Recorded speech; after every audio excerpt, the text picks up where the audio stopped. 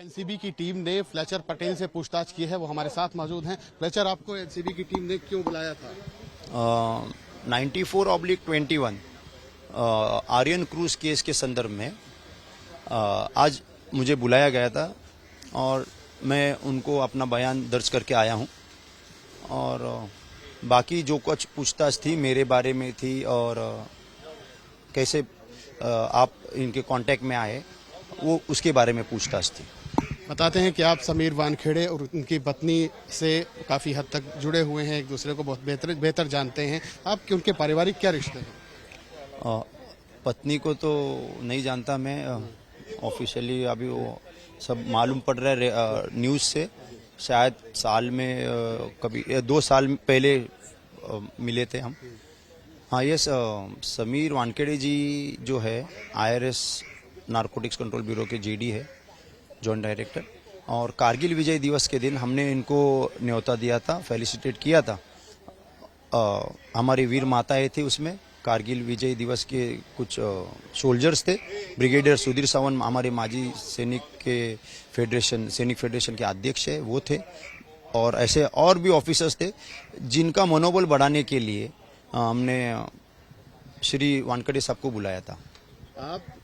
आप पे इल्ज़ाम लगाए जाते हैं कि जितने भी रेड्स होती हैं उनमें आप शामिल होते हैं और पंच के तौर पे। ऐसा क्या है, ऐसा क्या खास है रिश्ता कि आप ही पंच के तौर पे शामिल होते हैं? सर, एक बताना चाहूंगा कि आज अगर आप कोई भी चैनल देखेंगे या आप कभी पास्ट में जाके देखेंगे, पंच गवाह एक बहुत अहम किरदार निभाता है और उसका इंटीग्रेशन के ऊपर सवाल नहीं आना चाहिए जब वो एक माजी सैनिक है। So he is a responsible citizen. और एक माजी सैनिक होता है जो सर्विस में अपने सर्विस, आर्मी की सर्विस में, नेवी की, एयरफोर्स की सर्विस में जब वो आता है तो वो अपना जो कुछ है दाव पे लगाने के बाद ही आता है। और वो एक वापस सोसाइटी में आने के बाद वापस सोसाइटी के लिए कुछ करना चाहता है, अपने देशवासियों के लिए कुछ करना चाहता है for a good cause without taking a single पैसा। तो वो सोसाइटी के खिलाफ काम करना नहीं चाहने वाले लोगों के खिलाफ है, जैसे कि ड्रग एडिक्ट्स हुए, ड्रग पेडलर्स हुए।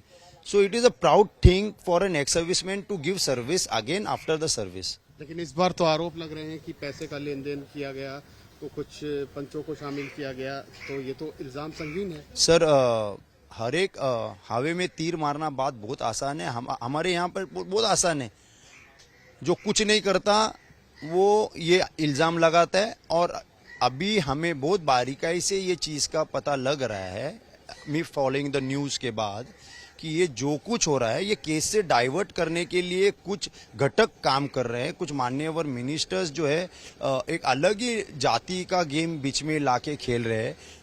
बाप बोगस था। इट इज़ वेरी शेमलेस, मतलब बहुत गंदी पर्सनल अटैक की बात रही। क्रूज की बात करें, जो क्रूज पे रेड हुई, आप उसमें कहीं आसपास मौजूद नहीं, थे? मैं बिल्कुल नहीं था।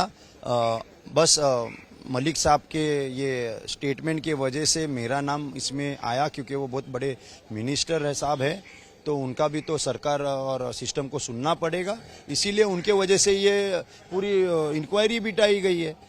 और जब अभी उनको दिख रहा है कि देयर इज नथिंग फाउंड, तो अभी उन्होंने एक दूसरा अपना गेम स्टार्ट किया है कि very shameful actually to be. Sameer Wankhede को आप कब से जानते हैं? इससे पहले किन रेड्स में आप शामिल रहे हैं? मैं अभी ये चीज़ कितने रेड्स में रहा हूँ ऑलरेडी। नवाब साहब ने वो पंचनामा ही वायरल किया जिसमें एड्रेसेस भी है, तो उसमें देख के आप देखिए। और लेट मी टेल यू कि ये जो पंचनामा करने का प्रोसेस है या रेड्स मारने का जो प्रोसीजर है, let me take you little behind. अगर ये मंत्री महोदय साहब या हमारी मीडिया भूल गई है, कासाब को सब डायरेक्शन कहीं बैठ के पाकिस्तान में हो रहा था, तो पेडलर्स को भी हम ऐसे चौकन्ना नहीं कर सकते कि जो रेड्स है। आप ये नहीं बताना चाहते कि इन रेड्स में आप शामिल रहे, ये तो बताएंगे कि समीर वानखेड़े को आप कब से जानते हैं? नहीं, उनको तो हम बड़े लॉन्ग टाइम से जानते हैं। अभी 5 साल तो मैं सर्विस करने के बाद जब आया था, और सर्विस रिटायरमेंट के बाद में तो आपको पता ही है, फौजी को तो छुट्टी नहीं मिलती, 15 दिन मिलता है पूरे साल में। तो जब भी हम अभी 2015 में रिटायर होने के बाद अभी कांटेक्ट किए कि हम क्या वापस सर्विस देना आपने चाहते बयान रिटर्न दर्ज कराए हैं या वर्बली बयान दिए हैं? आगे आपको बुलाया गया है यहाँ? हैं। यस, मैं रिटर्न में दिया हूँ, अंडरस्टैंड है।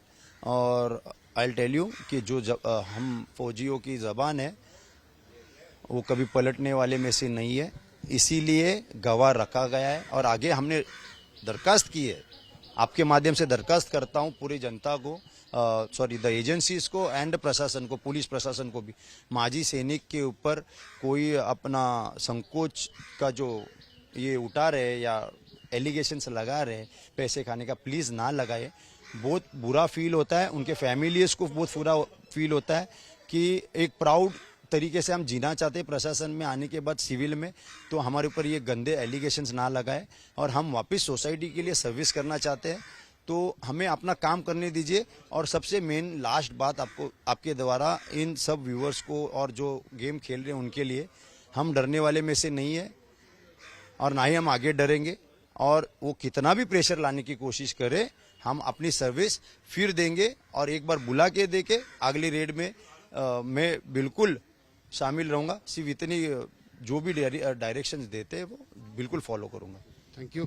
देखिए, जैसा कि फैसल पटेल का कहना है कि वो आगे भी रेड्स में शामिल रहेंगे और किसी से डरने वाले नहीं हैं, और वो आज भी समीर वानखेड़े के साथ खड़े हुए हैं। कैमरामैन मंगेश आमरे के साथ तंसीम हैदर, मुंबई, आज तक।